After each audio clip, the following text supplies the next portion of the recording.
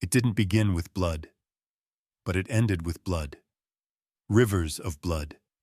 And the most terrifying part is everything was written beforehand. In 1907, on the desolate border between Syria and Iraq, an unofficial archaeological expedition, quietly funded by a shadowy Austro-Hungarian society, unearthed a stone slab buried deep beneath layers of sand and salt. Encased in resin blacker than tar, it pulsed faintly under the torchlight as if alive. Inside a basalt chest, no hinges, no lock yet sealed, as if the earth itself were trying to hold it shut. When it was finally opened, there wasn't a creak. There was a breath. Soft. Unnatural. Like something exhaling after centuries of suffocation.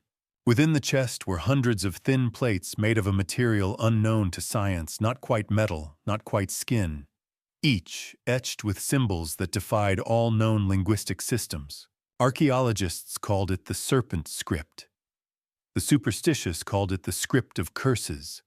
Only one man dared to translate it.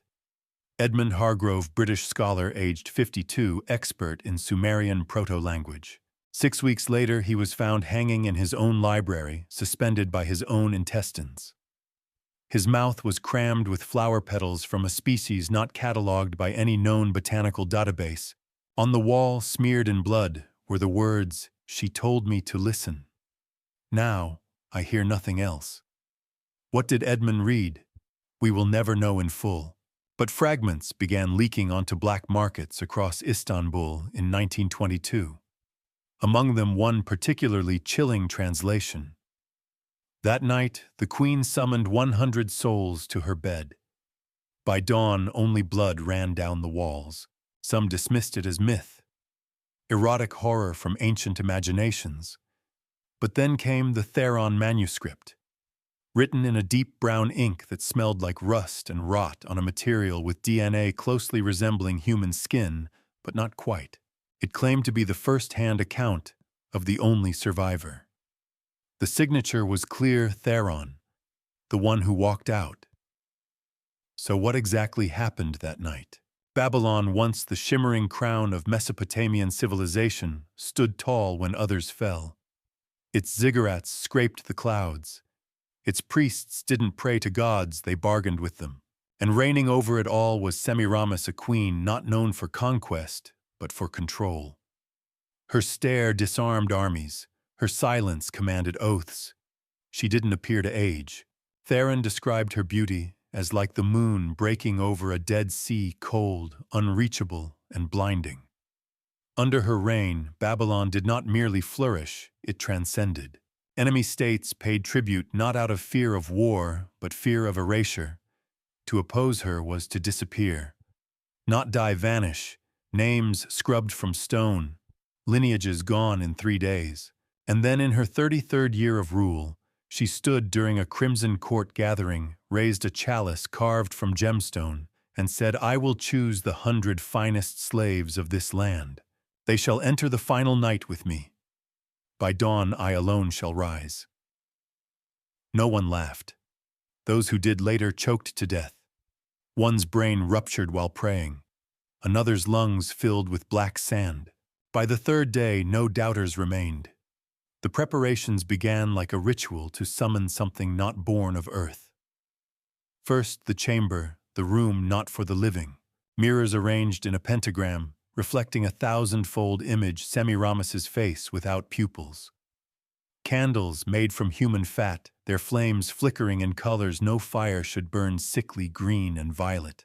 Shadows on the walls moved backwards, as if time itself recoiled. The walls were draped in silk, dyed with preserved blood and magnolia resin. The scent was both intoxicating and suffocating, floral sweet and utterly wrong. One slave, Luresh, attempted to escape. He was not punished with whips or chains. Instead, he was offered a goblet filled with quicksilver laced with dragon's blood. 12 minutes later, he began devouring his own tongue. At 15, his eyes liquefied. At 20, his heart still beat while the rest of his body dissolved. No one else tried to run, Theron wrote. When Semiramis entered, we forgot who we were. She wore no crown, no robe. Only blood-inked sigils spiraling down her back, carved with precision, only seen in the anatomy of monsters. Each man was ushered in alone. Each received a drink, a touch, a kiss, a scream. By dawn, 99 were gone. Theron remained, but he did not call it survival.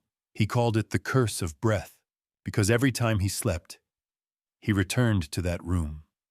He saw her smile, saw her fingers each regrowing after each soul taken caress the dying. And when he awoke, he still smelled the room. Charred silk, boiling blood. He wrote his memories in blood, on flesh, for us, not to read, but to remember, because history forgets.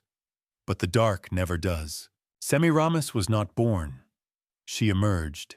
She arrived from nothing, from the wild dust storms that swept the edges of Mesopotamia, from the distant hills where even the gods feared to tread. The legends surrounding her birth were as wild and strange as the woman herself. Some whispered that she was the daughter of a priest and an unknown spirit. Others said she was born from a comet that fell to the earth, marking the birth of an eternal queen. But there was one thing everyone could agree on. She was a force of nature, a queen who ruled not through armies but through her mere presence. Her beauty was the stuff of stories, eyes like twin orbs of obsidian, deep and unblinking, that seemed to pierce straight into the soul. Lips that once parted could freeze time. Her face was immortalized on every wall, every monument, every coin. But it wasn't her beauty that had the world on its knees, it was her power. In her early reign, she was beloved. She built cities that rivaled those of Egypt. Her armies marched to victory under the banner of her indomitable will. With a mind sharper than the sword she wielded, Semiramis outwitted her enemies and expanded Babylon's borders further than any king or queen before her. Her tacticians and generals spoke of her genius with reverence. No enemy could stand against her strategic brilliance, but her heart, cold calculating, was a thing of legends. As her empire grew, so did her hunger. She no longer craved power in the form of land or wealth, for she had both. She no longer desired the loyalty of men, she had that in abundance. What she desired now was something far darker. She wanted more. She wanted divinity. The first signs of her transformation began to appear in the most subtle of ways. Her advisors, once trusted confidants, began to notice her late-night absences, the strange rituals that occurred deep within the palace walls, far from prying eyes. The rumors spread like wildfire. Semiramis was seeking out forbidden knowledge. She was no longer consulting the priests of Marduk or Ishtar, but sought the whispers of ancient oracles, those who spoke in tongues long dead to men. These dark figures emerged from the east, veiled and cryptic, bringing with them scrolls written in languages no man had spoken in millennia. They spoke of immortality, of power beyond the realms of mere mortals, of a dark ritual that could elevate her to godhood. Her advisors, once proud to serve the queen, began to fear her. Her once warm demeanor shifted to something colder, distant, as if she were no longer the woman they had once served, but something other, something unearthly. Semiramis's beauty, if possible, seemed to grow with each passing year, while those around her aged in the blink of an eye. Rumors swirled that she no longer slept, only meditated in the deepest chambers of her palace, surrounded by burning incense and symbols that bled into the walls. The priests who once adored her now whispered their fears in hushed voices, calling her a sorceress. Some claimed to have seen her eyes, once soft and inviting, become cold and piercing, like the gaze of a predator stalking its prey.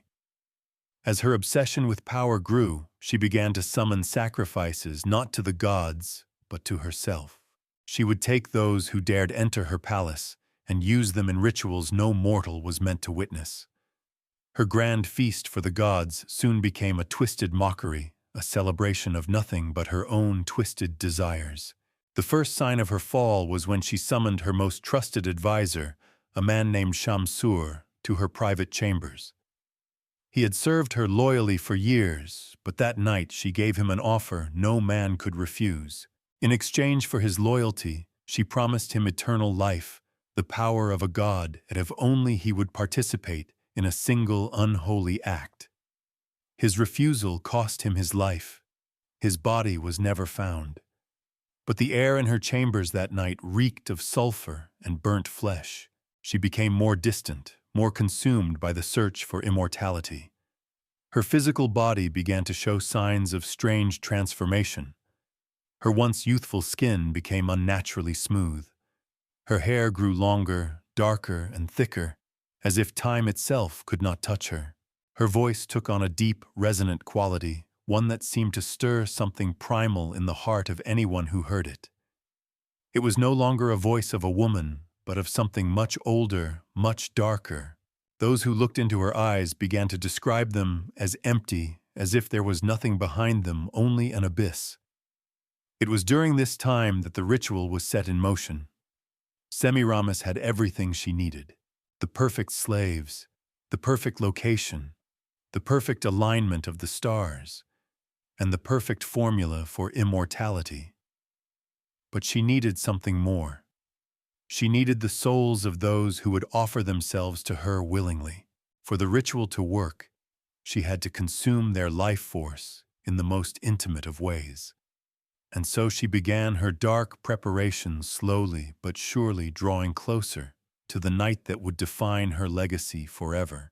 As the days turned into weeks and the weeks into months, Semiramis's obsession with her transcendence deepened. She had no time for trivialities, no patience for matters of state, and no interest in anything other than her ultimate ascension to divinity. The whispers in the palace grew louder.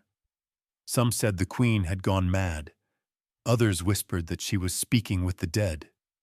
The once glorious halls of Babylon now echoed with strange rituals that could not be explained by any known tradition. Semiramis's council, the wisest men and women of her court, began to pull away from her one by one. They could see the change in her eyes, the dark, hollowed-out gaze that was no longer human.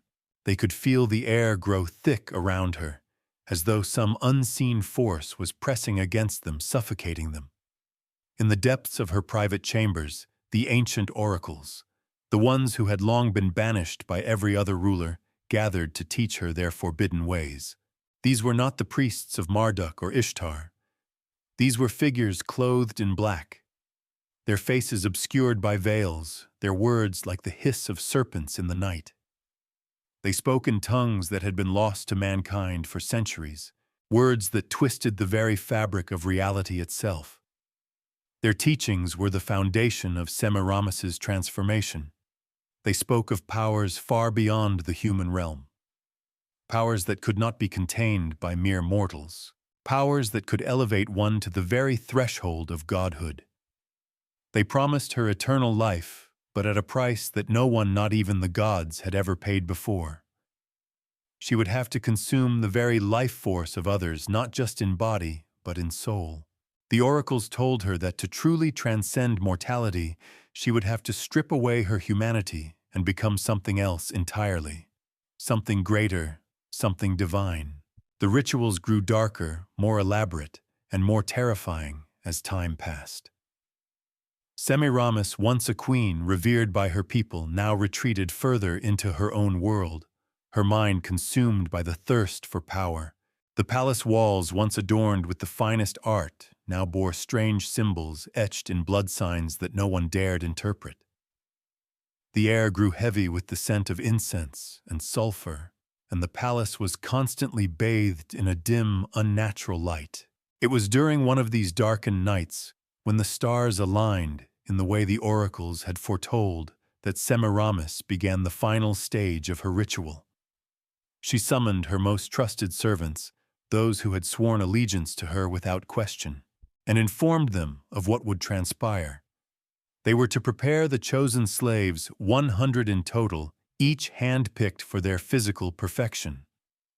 They would be brought to her one by one, each of them believing they were being honored, each of them convinced they were destined to serve the queen in a manner beyond mortal comprehension. But what they did not know, what none of them could have known, was that their purpose was not to serve. They were to be sacrificed. Semiramis had spent months carefully selecting them, scrutinizing their bodies, their strength, their bloodlines.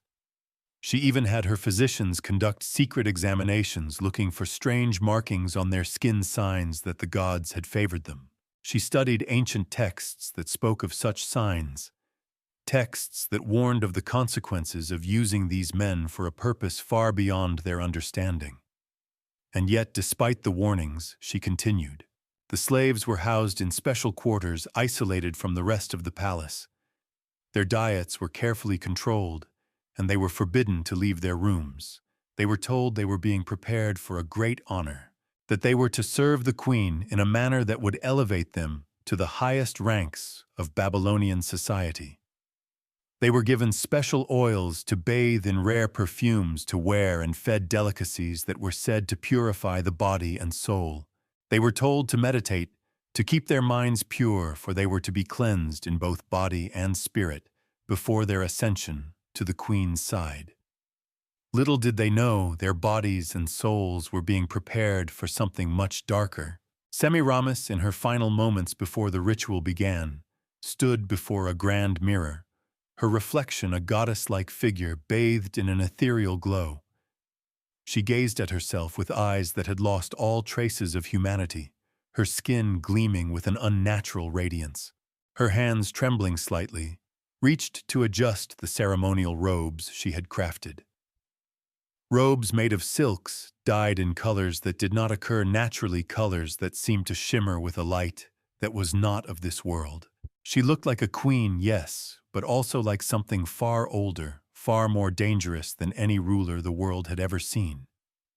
The slaves, blind to their fate, were led into her private chambers.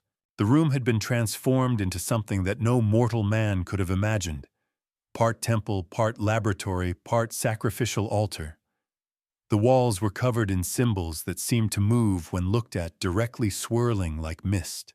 The floor was made of marble so cold it seemed to suck the warmth from the very air. The scent of incense burned thick in the air, mixing with the metallic tang of something ancient, something forbidden. The slaves entered the chamber one by one, their eyes wide with fear, their bodies stiff with anticipation. They were told to kneel before the queen, to present themselves in honor of her divine power. But as they knelt, something was wrong. The air grew colder, the shadows deeper, and then Semiramis approached them, her steps silent on the cold stone floor.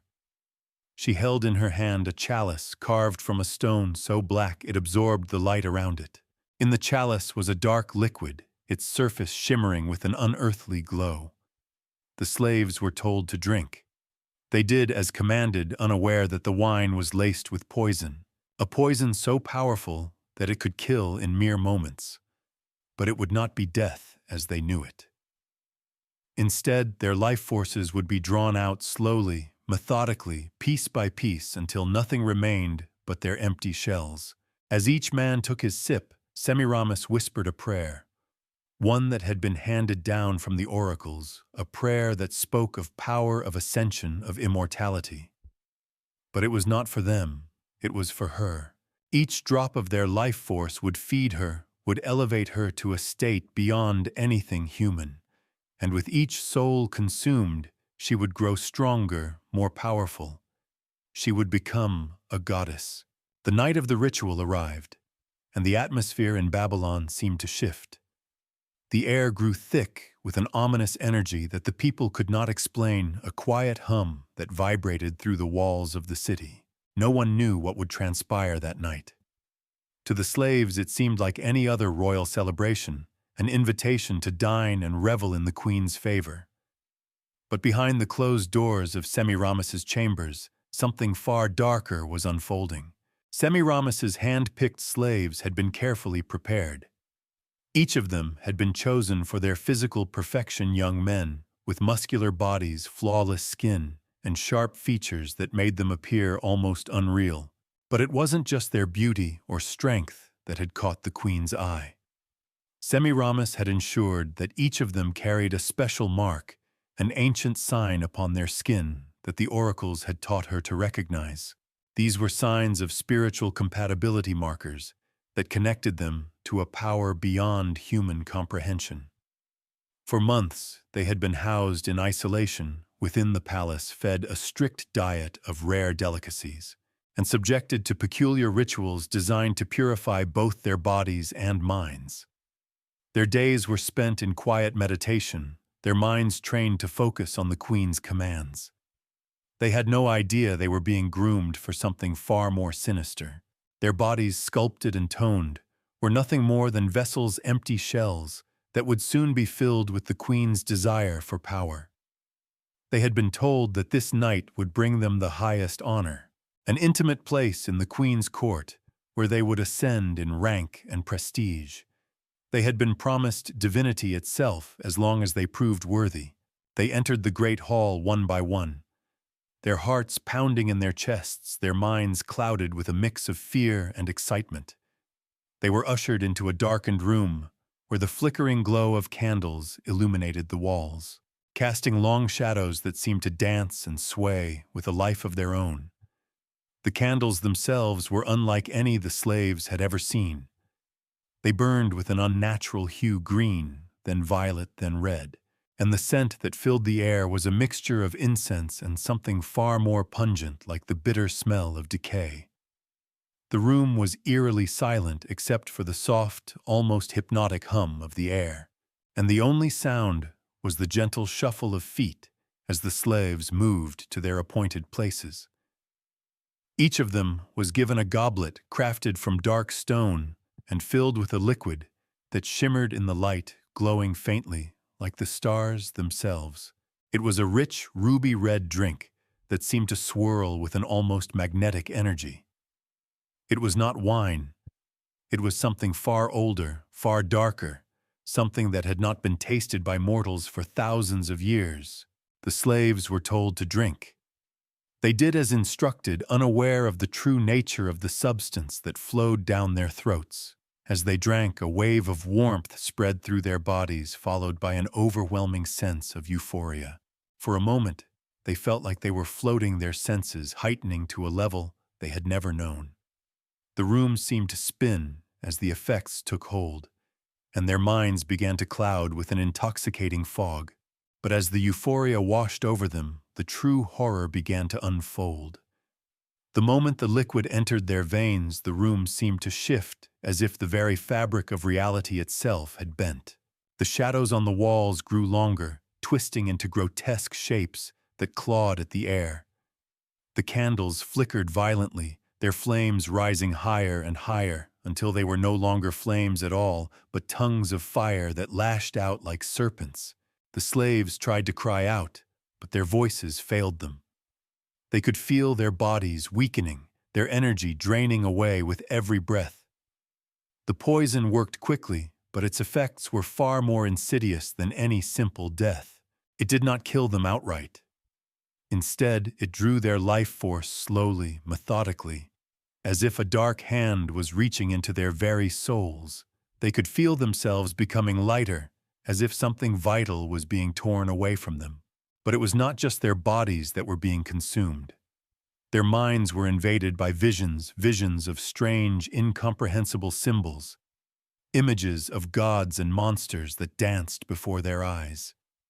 And then they saw her, Semiramis, standing at the center of the room, her body glowing with an otherworldly light. Her eyes were no longer human. They were cold, empty voids filled with an energy that was not of this world. She was no longer a queen, no longer a woman.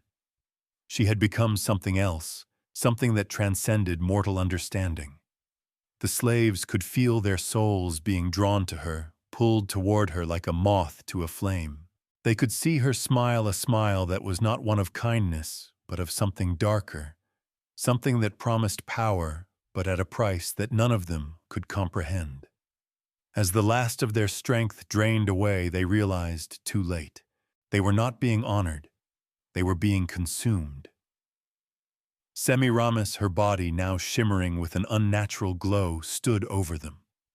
She whispered words, Ancient words, words that twisted the air around them and filled their minds with madness. They were her sacrifices, nothing more than vessels to fuel her transformation into something divine.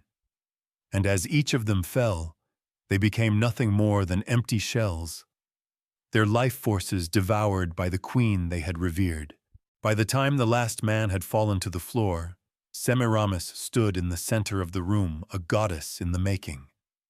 Her power had been renewed, her body strengthened, and her soul ascended beyond the boundaries of mortality. But the cost had been steep. She had taken more than just their lives. She had taken their very essence, their souls, and with it, the final step in her transformation had begun. The air in the room thickened, pulsing with dark energy as Semiramis's eyes burned with a fiery light. She was no longer a queen. She was something beyond that. And as she gazed down at the fallen bodies of the 100 slaves, she knew that she had crossed a threshold from which there would be no return. The price of her immortality had been paid, but the world would never be the same again. The transformation was immediate and overwhelming. As the final slave collapsed lifeless at her feet, Semiramis felt the surge of power coursing through her veins like fire. The ritual had succeeded beyond her wildest expectations, and with each pulse of energy, she could feel herself shifting, becoming something more than human, more than a mere queen. Her skin began to glow faintly, an unnatural light radiating from within, as though her very body had been infused with the essence of the dark powers she had sought for so long. Her once beautiful face became ethereal, cold, and flawless, and her eyes, those deep, captivating eyes, transformed into something far more sinister, no longer warm and inviting. They were now hollow, devoid of humanity, filled with an abyss that seemed to swallow all light. She stood in the center of the chamber, surrounded by the still forms of the 100 slaves. Their bodies drained of life, their once strong limbs now twisted and slack.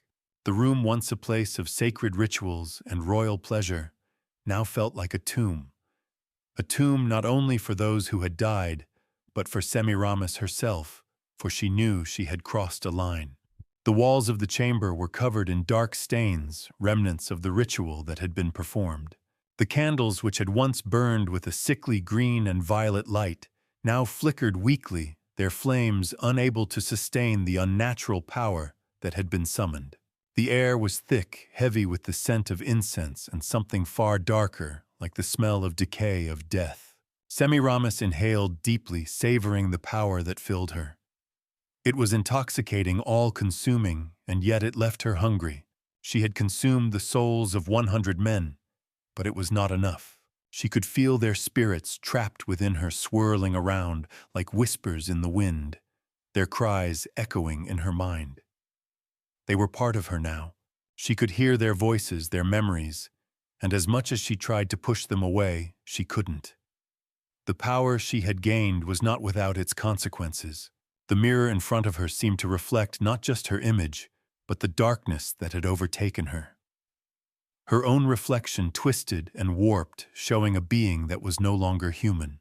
Her body remained the same, but her soul, her very essence, had been corrupted, twisted by the dark magic she had invoked. The woman who had once been loved and revered was gone.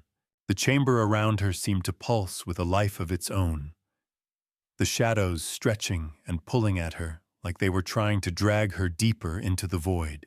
She stepped forward, her movements slow, deliberate, as if testing her new strength. The slaves' bodies lay motionless at her feet, but she could feel them. The ritual had not just taken their lives, it had bound them to her, bound their souls to her very being. She could feel their anger, their fear, their hatred all swirling around her, but she also felt something else, something that made her heart race with excitement. It was power. Semiramis closed her eyes, allowing the power to wash over her, filling her to the brim. It was a power she had never imagined possible, a power that made her feel as though she could conquer the heavens.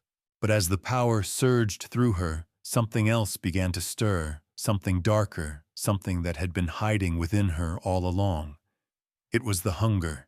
It was not just the desire for immortality that had fueled her.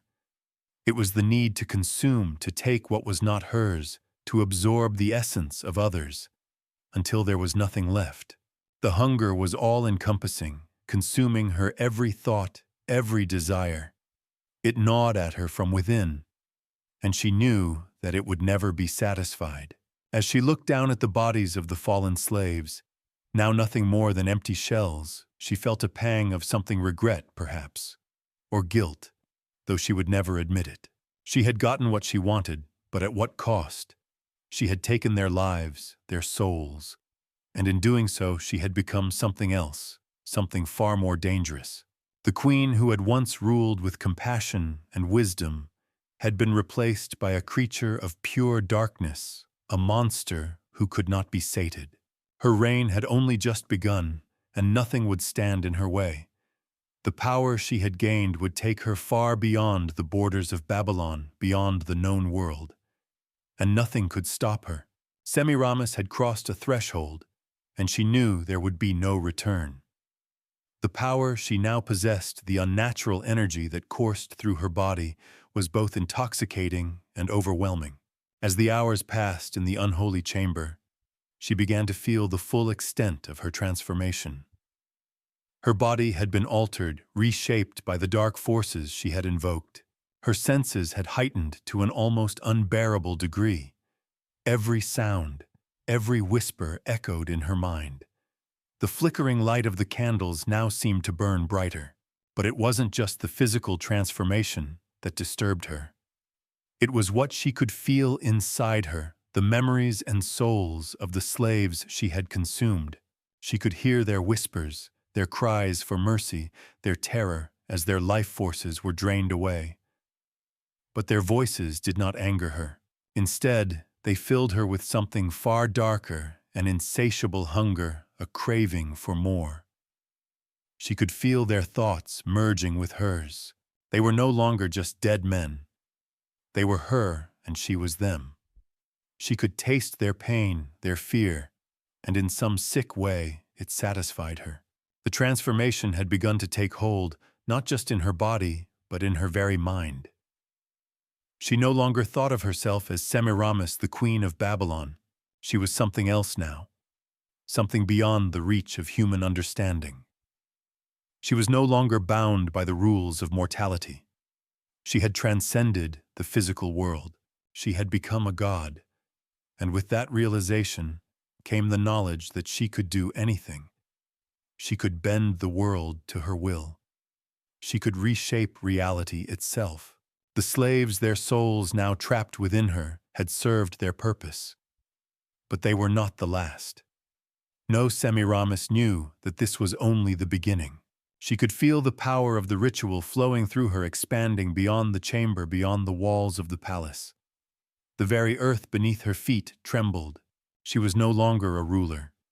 She was a force of nature, unstoppable and uncontainable. She could feel the pulse of the city, the pulse of the people, as if they were all part of her now.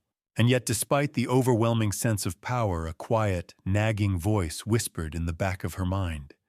It was a voice that reminded her of what she had done, of the price she had paid. She had taken the souls of 100 men, but it was not enough. She needed more. She would never be satisfied. The power that she had gained was limitless, and as she stepped out of the chamber, her eyes glowing with an unearthly light, she realized that there was no going back. She was no longer Semiramis. The world and all who inhabited it would soon learn what it meant to face the wrath of a god. The aftermath of the ritual rippled through the very fabric of Babylon, its effects unseen yet undeniable. Semiramis had ascended, but in doing so she had left a wake of destruction. The 100 slaves had given their lives, and with them their essence to fuel the queen's unholy transformation. But not all had fallen. One had survived. His name was Theron, and his fate had been sealed the moment he had entered Semiramis's palace. He had been one of the chosen one of the 100 men selected for her dark ritual. When the ritual began, and the poison seeped into his veins, something within Theron had fought back. He had been immune to the deadly substance. As the others had crumbled under the effects of the poison, Theron had feigned death, slipping into the darkness of unconsciousness, while the life force of his fellow slaves was drained. The queen had not noticed him at first. Her mind was too consumed by her ascent to divinity, too absorbed in the intoxicating rush of power that coursed through her. But Theron had watched her as she transformed from the regal divine queen into something far more monstrous. He had seen her change physically, her body glowing. When the ritual had ended, and the last of the slaves had fallen, Theron had remained still, hidden beneath the pile of lifeless bodies. He had seen Semiramis stand victorious in the center of the room, but what he had not realized was the true cost of Semiramis's ascent. The ritual had not only consumed the souls of the 100 men, it had left an imprint on the world itself. Theron had escaped in the chaos that followed, slipping through the cracks of the palace and into the hidden tunnels beneath Babylon. He had lived for weeks in the dark corners of the city, but he was not merely a survivor. He was a witness. He had seen what had happened that night. He had felt the power of Semiramis as she ascended. It was not just the power that made Semiramis dangerous. It was the way she had consumed the very essence of those who had served her. She had become a predator. Theron, though weakened and hunted, had one thing that Semiramis had not counted on: a will to survive and a deep-seated knowledge of the ancient rituals she had invoked. He knew that he had to act, that he had to warn the people of Babylon before it was too late.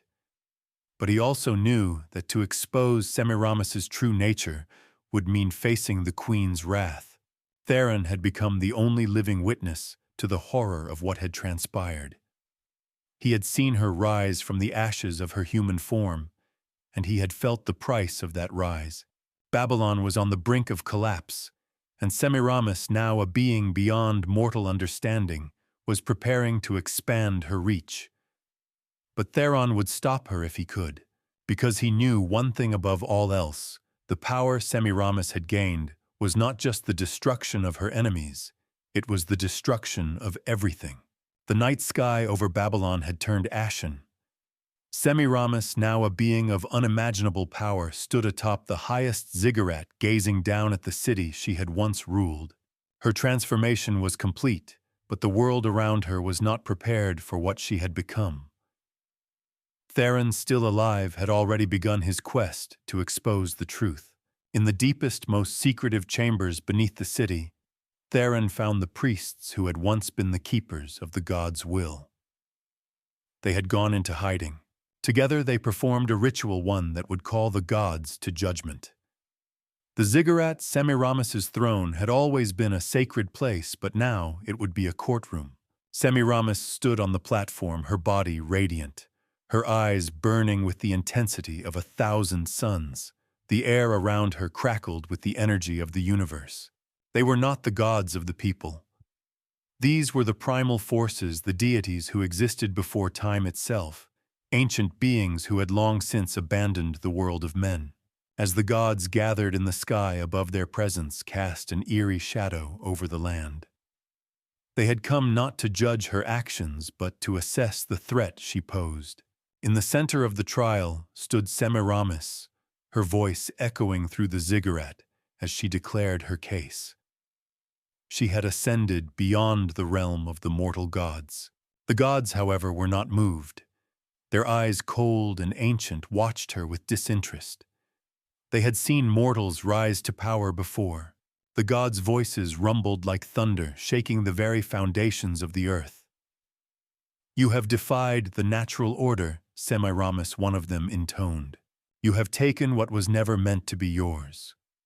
You have consumed the souls of the innocent, stripped them of their essence, and in doing so, you have broken the laws of existence." The gods' words were heavy with the weight of eternity, and in that moment, Semiramis felt the full extent of her isolation. She had ascended to godhood, but in doing so, she had cut herself off from everything that had once made her human. She had become something so powerful that even the gods could not understand her. Your power is a threat to the very fabric of existence, the gods declared. You must be stopped. The trial had come to a head. Semiramis, once the queen of Babylon, now stood before beings older than time itself, beings who would not be swayed by her power or her claims. Their judgment was swift, without mercy. Semiramis was to be cast down, her essence torn from her, and returned to the void. She had overreached.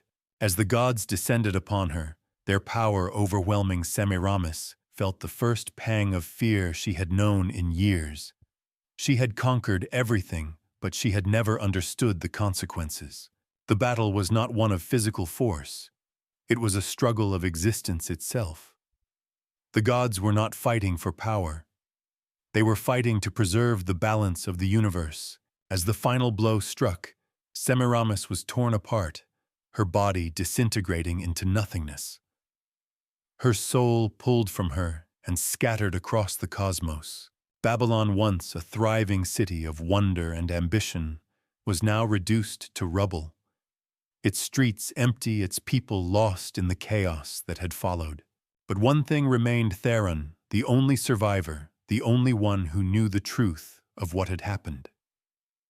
As the gods faded back into the void, Theron stood alone, and he knew that the story was not over.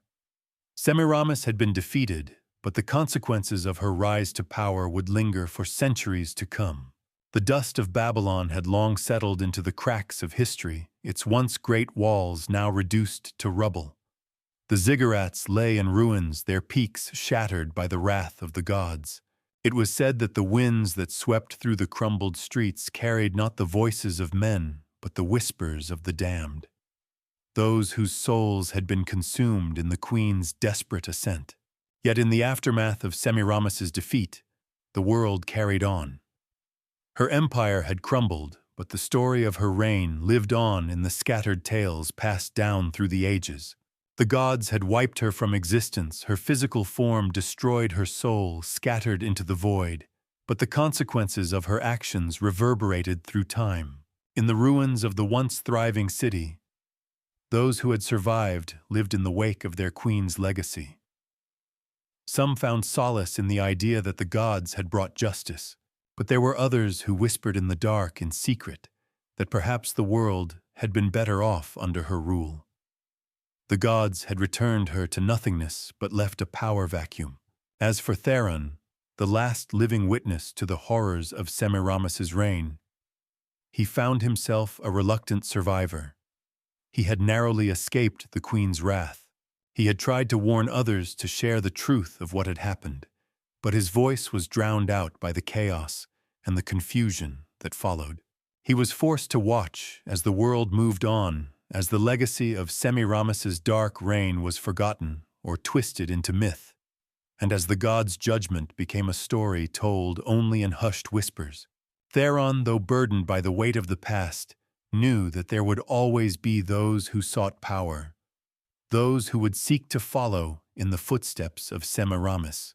But Babylon, cursed by the blood of its queen, would never rise again. The city had lost its soul. The gods had seen to that. As Theron walked through the ruins, the cries of the dead still echoed in his mind. They were the echoes of those who had paid the ultimate price for Semiramis's ambition. And as the wind howled through the ruins of the city, Theron whispered a final vow: he would ensure that the truth of Semiramis's rise and fall would never be forgotten. Her story would live on not as a myth, but as a warning to those who would come after. A warning of the dangers of power unchecked, the consequences of seeking immortality at any cost. In the quiet, forgotten corners of the world, where the ruins of Babylon had long since been reclaimed by time and nature, the story of Semiramis was no longer one told by the masses. Yet despite the decay of her empire and the sweeping judgment of the gods, there were those who still remembered, who still felt the weight of her presence lingering in the unseen cracks of the world. Theron, the last survivor, had vanished into the shadows with the fading of the city. The horrors he had witnessed remained etched in his mind, but the world moved on. The gods had wiped Semiramis from existence, but in doing so they had forgotten one crucial thing: power once tasted never truly disappears. It lingers, it festers. The curse that she had unleashed upon the city, upon the very fabric of reality, had not died with her. The seeds of her dark power had begun to sprout once again. Far from the eyes of civilization, in a forgotten temple buried beneath the shifting sands, a cult had risen. They had found the remnants of the ancient texts that Theron had scattered. The cultists, blinded by their thirst for power, were unaware of the consequences of invoking the name of a queen who had defied the gods. They sought to use her dark magic, but what they had failed to understand was that Semiramis's power was not something that could be controlled.